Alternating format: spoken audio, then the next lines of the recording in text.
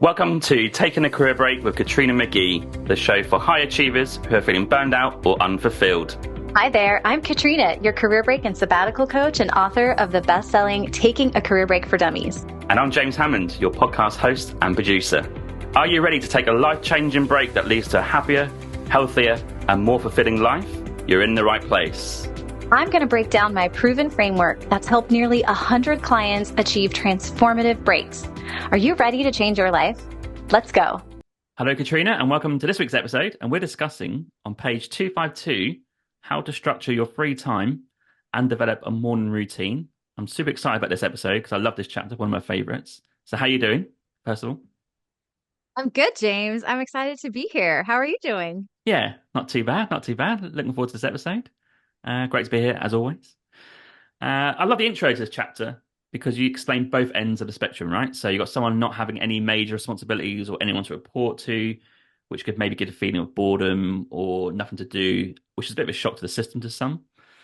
And then you've got the other end of the spectrum, people who just constantly stay busy and are still busy and not actually carrying out or carving out any free time for themselves. So first of all, how important is morning routine and how would you go about developing one? Yeah, so a morning routine is really about setting a tone for your day. And I Mm, think when you're on a break and you have a lot of free time, it can feel disorienting to people that are used to structured time yes. and that have come from, especially if you've come from either a really, like probably a more corporate, background where your time has to be accounted for. And so what I find is that this morning routine, which, I've evolved it in my own thinking to even call it a morning practice if the word morning routine feels too confining. So some people have a very difficult relationship with morning routines, and we'll talk more about that in a minute. But if you do, if that word is triggering for you, think of it as a morning practice where you're practicing. It's not about doing it perfectly. It's not about having this like oppressive checklist. It's really just Mm, about practicing things that are good for you. But it's going to set a tone. So it's about you commandeering, right? This moment of your day and making it work for you. So it's about you creating an energetic boundary where you take care of yourself first, you set a tone for your day before you invite the rest of the world in to mess with that energy or bring its problems to your door. So it's this really protected bubble of time where you get to like start on a high note, right? You get to yeah. start the way you want to start your day. Hmm. And for my clients that struggle with structure, not having it, being on a break, it creates a sense of accomplishment and a Mm. and a starting point for each day. So even if that day is nothing but free time, there's a sense of I did the thing I needed to do today, even if that thing was just a very brief morning routine. But essentially at the end of the day, right, it can be accessible. I don't want a break. I mean, I don't want the routine to be something that feels hard or aspirational. People love Oh, to okay. create Yeah, aspirational they do. Yeah. morning routines, right? I should Yeah. drink 8 ounces of water and then I'll Up at make my 4 bed and a.m. then I'll meditate. Yeah, I'll be up at 4 a.m. Then I'll Yeah. meditate for 20 minutes. Then Yeah. I'll go for a run. Then and it's like, that sounds great. And if you're not going to do that, why are we even pretending? Why are we beating Yeah. yourself Yeah. up, right? Mm. Don't just shortcut the crap and get to the part where how do you want to feel? What do you want to experience? And what feels nurturing to you? If you want good energy and you want to feel more upbeat, listen to music, create a playlist, play one or two songs, do it while you're making your bed, do it while you're walking around your house. Like set aside a little time to set a tone for your day and like get your energy level to where you want to be. If you want to feel rebellious and awesome, you could watch 20-minute episode of your favorite, Netflix show because you want to in the morning. Like if Yeah. that's part of your thing is like I want to Yeah. feel joy and I want to feel a little rebellious. I actually had a season of my life where I did this. I was watching Emily in Paris, which Oh, that's a okay. ridiculous show, but it's very much centered in Paris. And I felt like I was back to my traveling days when I was watching Yeah. it. Yeah. And so it's 20 minutes an episode and it felt so delicious and so rebellious, but it was part of my morning routine because I wanted to feel really spacious and empowered. And I just wanted to do something that like made me feel good and made me feel like I had been around the world and been somewhere else for, 20 minutes. And so it doesn't have to be aspirational. It doesn't even have to be productive. Again, letting go of the need to be productive. It's really about what's going to bring me pleasure, what's going to set me up, what's going to nurture and nourish my body, right? I'm big on getting my water intake started early in the day so that I Hmm. don't have to do so much later in the day. But at the end of it, right, we want to keep it accessible. We want to make sure it's a practice. And if you're new to this game, think of it as an experiment. Give yourself permission to trade out things that don't work, even if your brain tells you they should be easy and they should work. If they make you feel bad, if you can't stick with them, trade them out. Make them shorter, make them easier, make them more accessible, right? But view it as an experiment where you have permission to change things and to keep adapting so that there's no right or wrong, there's no win or fail. It's not like if the routine doesn't work, it's a fail. It's like, oh, I'm going to learn from what didn't work last week and I'm going to improve it this week and make it more me. So that leads nicely into how you develop your routine, which I'm hearing you have to be really honest with yourself, right? Mhm. So to give you an example, this is why I find full-time employee work so hard, which is what I'm currently doing, because you are bound by time, right? I do have to log on at 8:30 or 9, whatever it is, and that's it. So I think about this all the time, and I do wonder what is my perfect morning routine because I'm not doing it at the minute because I'm stuck to an employee contract, full-time hours. Yeah.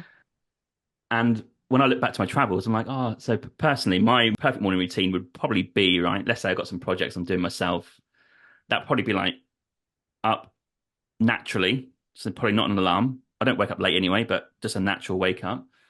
And then I would Hmm. probably go to walk to probably like a new coffee shop somewhere and get that coffee in and then start work in the morning because I work better in the morning, right? Get my projects done probably by 2 p.m. probably is my cutoff point where I start to get a little bit out of there. So you do have to be honest with yourself, but it sounds of it. And also, how do you go about being honest? You have to like write down the things that you like doing or you feel like you have to do to be healthy. Like, how do you go about that? Yeah. So I don't like shoulds on there where it's like Okay. you really don't want to, but you feel like you should. I think Mm. that makes it harder to do.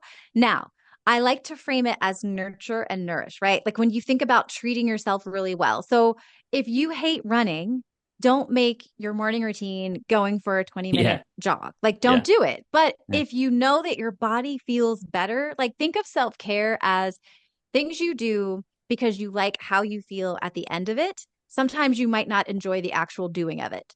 Pleasure, things you do for pleasure are things that you enjoy just for the doing of it. It's separate of the outcome. It's like, I just enjoy the process of the doing. Mm. And the self care is more like sometimes you might not enjoy the process of the doing, but you enjoy the benefit and the outcome that is waiting for you on the other side. So I think a great morning routine has both of those elements to it when you think about it, right? If you know that your body loves movement, but you hate running, can you go for a walk, right? Can you Mm. go for a walk? Or can you give yourself, permission to do 20 minutes of yoga instead of trying to go for the whole hour because you'll never like commit and stay, on a schedule with the hour. Of It just course. derails the whole day and you don't have enough time. But maybe you find that when you do 10 minutes of stretching or 20 minutes of yoga, that you can make the time for that. And so it's about bringing it down and scaling it back so that it's really accessible. Again, even if it's only 5 or 10 minutes of stretching, that done consistently is better than one day of 60 minutes of yoga and then one day of running and 0 days of activity for the next, 2 months. So Hmm. again, like stack the deck in your favor, work with what feels good to you. And if it's self care, right? Make it easier, make it more approachable, but know you're doing it more for the outcome. But then when it comes to pleasure, I think that's an important thing to sprinkle in too. So have something in your morning routine that you actually look forward to. So it's not like, Mm. God, I got to put myself through this gauntlet of stuff to be my best self. Oh, I don't want to start, right? Like make it something that you're like, oh, it's my morning routine. I love this part, right? So for me, I love tea. I love black tea with half and half and Okay. honey or sugar.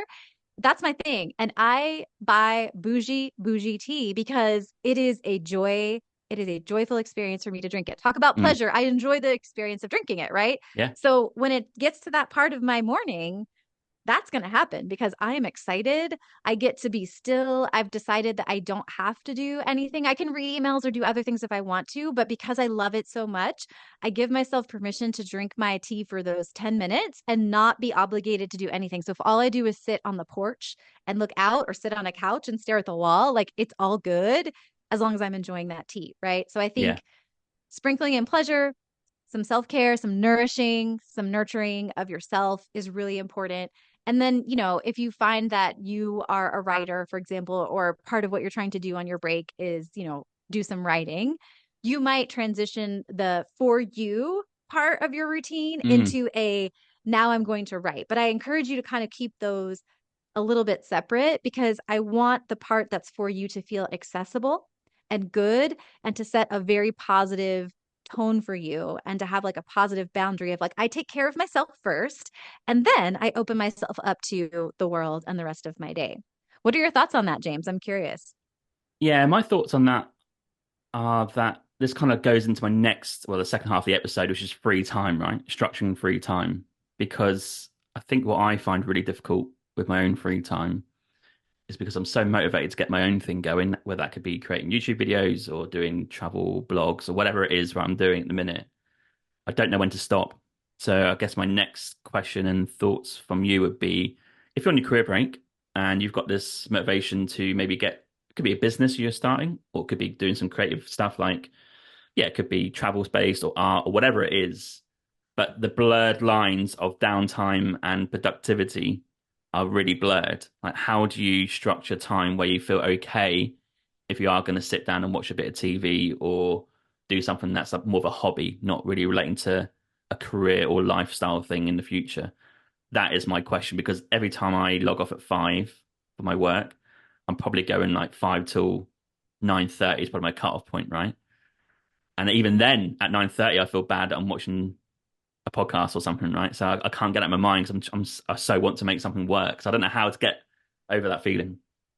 That is a great question and a great point. And it comes it comes down to being able to understand, right? So if you're on a break, probably one of your themes is going to be about resting. Yeah, yeah. So when you're having downtime, knowing that it's purposeful and that it's aligned with success and creating what you want, that gives you more permission to be able to rest and not be like, why am I not being productive? Mm, Why am I not doing all these other things? Right. So it's important to know if rest is part of the reason that you're on a break, it's important to remember that so that you give yourself permission to not feel bad. Now, when you're trying to find that balance between resting, restoring, and then doing some things that are also on your themes and your list, mm, sometimes it comes down to allotments of time. So I have clients that have kids, right? And yeah, there's like definitely like adult time where things have to get done. And it doesn't matter that they're on a break, like people have to eat dinner and sure. like things have to get done, right? So it's about setting aside proactively blocks of time where you're deciding what theme you're going to pour into. So if rest is part of your theme, there can be blocks of time where you get to rest and you don't feel bad about it. Now, Mm, it might be hard to not feel bad about it, but you get to, right? You have that opportunity.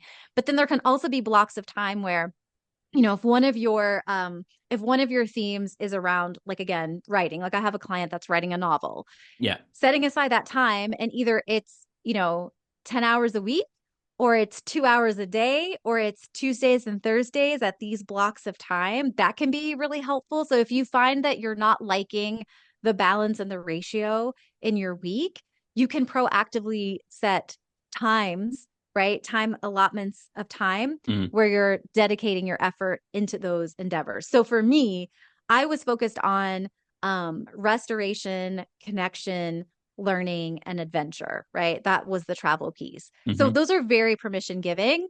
When I was resting while I was traveling, I was living both themes, right? Yeah, Like it's like, yeah, yeah. yeah, I want to travel and have adventures, but I also need to rest and I'm abroad, so it's good. And when I'm on a road trip, sometimes I need to rest because it's tiring, but I'm also visiting friends and I'm doing that connection piece and I'm enjoying that as well. And then when I'm learning and I'm taking courses and I'm having informational interviews, right? So there, for me, my themes were so big. There was a way to do both and to feel like they were both being addressed. It wasn't as prescriptive as like, this week I should have worked on like learning for, 10 hours. But if you find that it's uncomfortable and you want to have more structure, I encourage you to just proactively block time. Or you might have responsibilities like kids, family, other obligations, caretaking duties, where, you just need to be proactive about setting these sides of these points of time Mm, aside so that you can get the things done that you want to get done in the midst of regular life following you into the break as well. Does yeah, that, like, I'm curious how that resonates with you, James? yeah. I think it does resonate because I do block times out and I write lists basically. So I've got my list for the week, which is quite extensive, but I put days beside it. and I try and stick to that. And yeah, there's a few things that go a day late, but that's fine for me. And as long as I get the bulk done, like 80% done on time in my own mind, that's fine. That's a bit of a win. I guess the problem for me is like, how do you know when you've done enough or if you're doing enough? We always have this discussion like, are we doing enough? I've just done 2 hours on that. Yeah. I've got an hour on this. Like, are we doing enough? Because it's hard to know when you're not into the position that you want to be in, right? I guess when you get to the position that you feel like, yeah, we've worked to get to this position, you can look back going, oh yeah, we were doing enough, or that was a bit lax, or that was too much. It's hard to know when you're in the journey, right? So that's the big question as well. Yeah. And I mean, I think it's important to that point to celebrate what you do because we raise the bar on ourselves all the time. So Mm, what's enough today and what your endpoint is today will change when you get close to that goal. Your brain is going to raise the bar, right? So let's say it's even like starting a business, right? Your mm, brain might say, I just would love to make $1,000 this month. That would feel like a freaking miracle.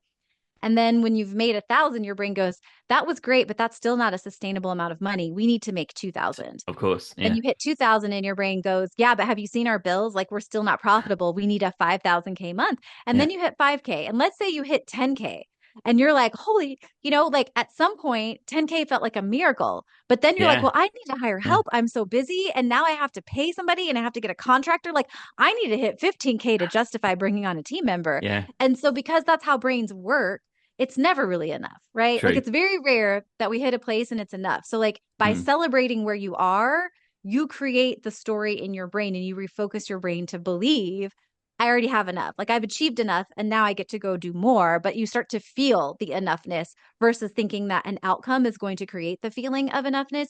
You mm, start to focus your energy on generating that for yourself. And so you get to decide, right? You get to decide something like 4 hours a week on writing is a miracle. And then you have to celebrate it. Then you have to be like, yeah. hot dog, 4 hours. I'm going to have a reward or I'm going to go for a walk and I'm going to celebrate that and sink into the goodness of like, I held that commitment to myself because otherwise your brain will go, yeah, it's 4 hours, but it was only 5 pages. You should have been writing faster. If I'd known we were going to write this slow, the goal should have been 6 hours, right? Mm.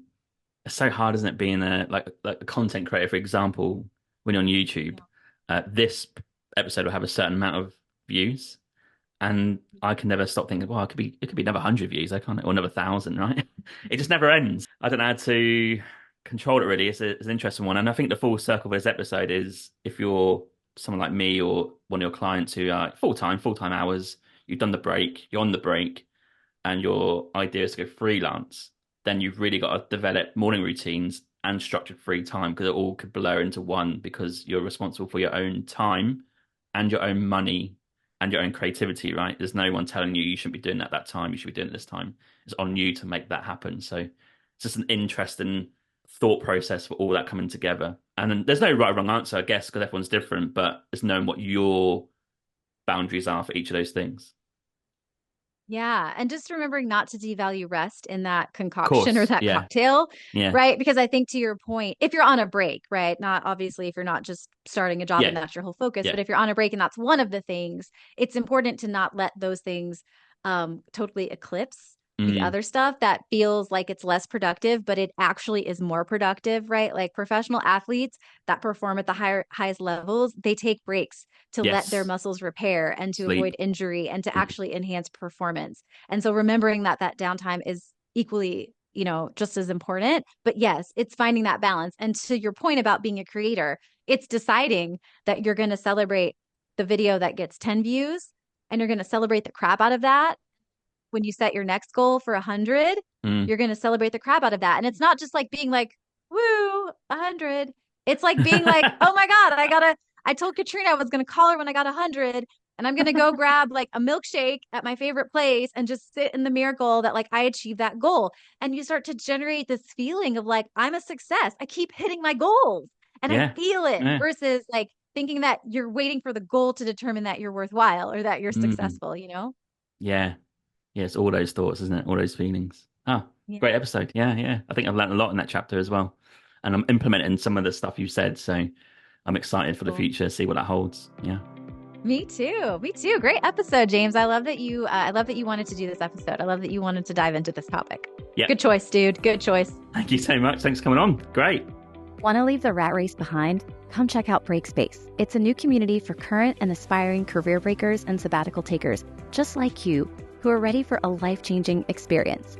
Breakspace is a one-of-a-kind launchpad with hands-on coaching, dynamic courses, and genuine connection. Don't go it alone. Visit breakspacecrew.com to see what all the hype is about.